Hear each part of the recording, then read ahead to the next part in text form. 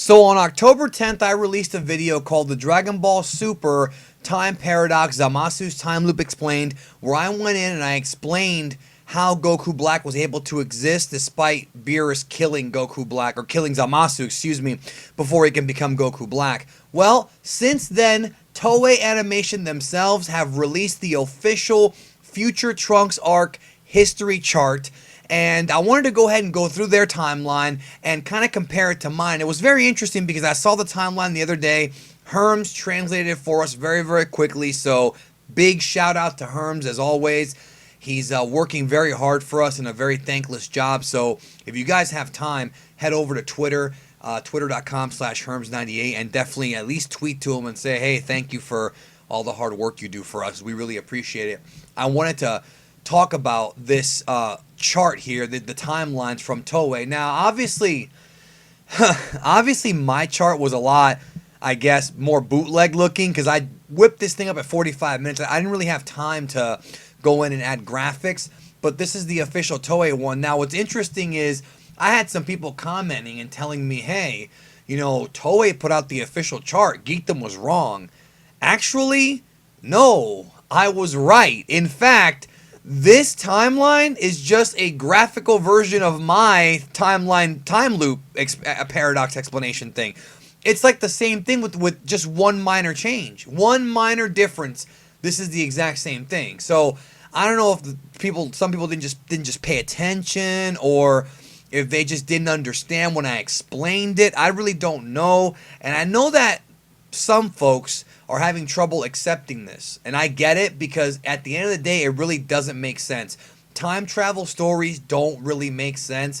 Time paradoxes and time loops don't make sense when you apply real world physics. So if you try to have it make sense in your head, for some people who are very smart, you're very smart, logical thinkers, it just doesn't. You have to pretty much use pseudoscience. So I want to hop back over here and kind of go through this with you guys and explain what they're saying, which is the same thing that I'm saying. Now, in my timeline, as you can see right here, I only drew, you know, one arrow with Black going back with Trunks to fight Goku the first time.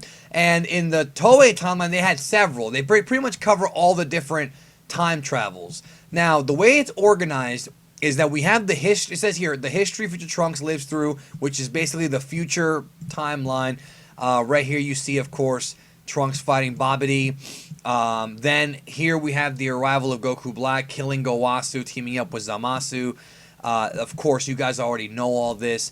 The Zamasus go ahead and kill the Kaioshin in every universe and start implementing the Zero Mortals plan. That was talked about in the manga, not in the anime. That was not covered in the anime. They mention it, but it's hammered home a lot more in the manga.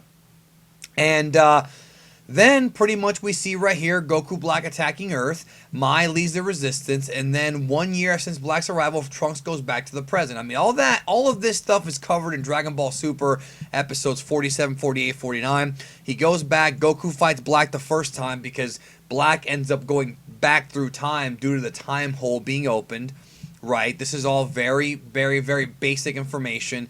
Of course, this will eventually lead to Goku, Vegeta, and Trunks going into the future to fight Goku Black the first time.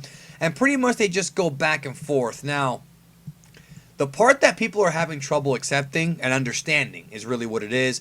And I've talked to Kaiser Neko from Team 4-Star about this. He has a different theory. In Kaiser Neko's theory, if I remember correctly, he believes that when Trunks went back the first time right here, he created a new timeline. Now, that could be the case. In other words, when Trunks first went back, he created this timeline, which in turn created Goku Black. Now, that still has a time loop. There's still a time loop there because Trunks, in a way, created his own enemy, right?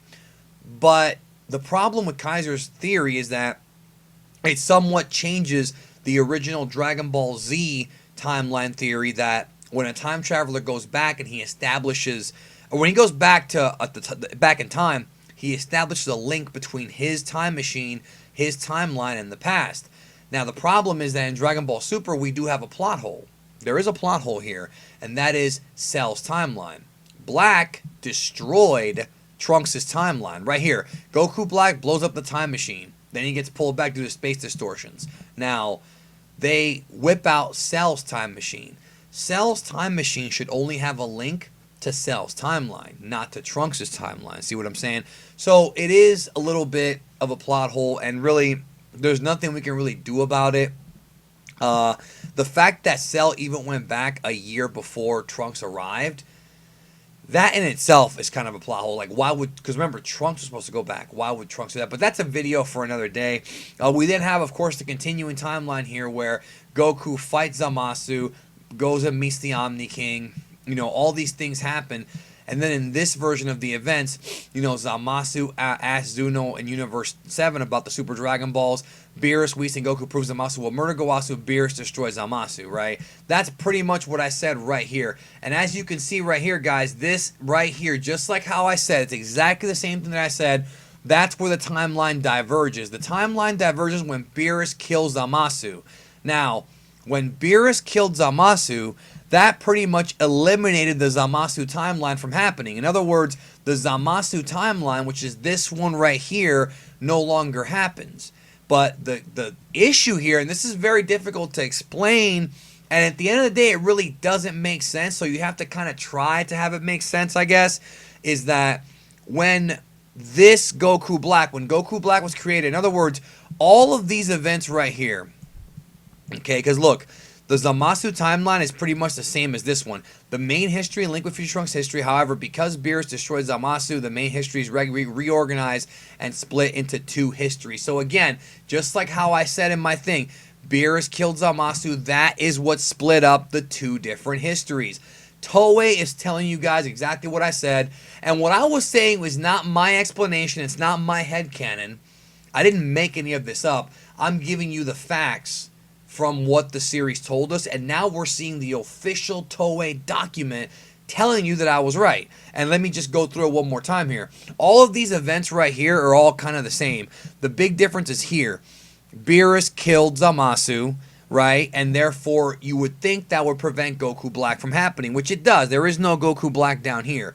But because of the time ring, and again, this is what I said and what they're telling us, because of the time ring, it changes things, because once this event happened, let me go back. Once Goku and Zamasu fought, and by the way, guys, this is only for the anime. This does not apply to the manga. The manga has a completely different situation going on. Check my Dragon Ball Super manga chapter 17 review where I go in depth about what's going on there, okay? So let's not get confused here. We're talking about just the anime. So as I was saying, Goku fights Zamasu, and that's what builds Zamasu's anger to want to kill mortals and eventually get revenge on Goku and become the counterfeit Goku. Once that happened, pretty much this timeline right here went through, and then Goku Black used the time ring right here to jump back, as you can see, all the way back to future Trunks' timeline. So in other words, guys, Black already existed, but he left the time stream. I've already explained this a lot, but he left the time stream to go to the future timeline, and once he left the time stream, nothing that Beerus could do, right? Nothing Beerus could do would have changed that, because he left the time stream. He's not in the same time stream. This timeline versus this timeline.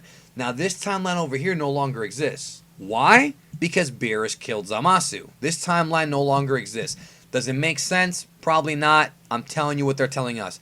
But it's interesting because, again, this timeline does not exist, but a creature from this timeline exists, and that is, of course, Goku Black Zamasu. Why is that? Because he left with the time ring. The time ring is Toriyama's storytelling crutch. I know it's hard for people to understand it. I'm doing the best that I can, so bear with me. Goku Black had already left and gone to the future. Nothing could be done to change the existence of Goku Black. And like I said before, Goku Black has to exist for Trunks to go back, meet Goku again, have this fight happen, and for Whis and Beerus to suspect that Zamasu's involved, leading to Goku meeting Zamasu, leading to the creation of Goku Black. It is a time loop. That's the story they're telling. To me, it makes sense on a fourth dimensional level, but the big complaint that I've heard is well, once Beerus got involved, then this should have never happened. Yes, that's true. It should have never happened. So originally, Beerus was supposed to get involved, but you have to think about it. You have to step away from the time stream for a minute. Once, try to follow me. Once the event happened where Goku met Zamasu, time was already written. The future was already written. So you go from this event right here, right? You jump down here, and then he goes to the future, right?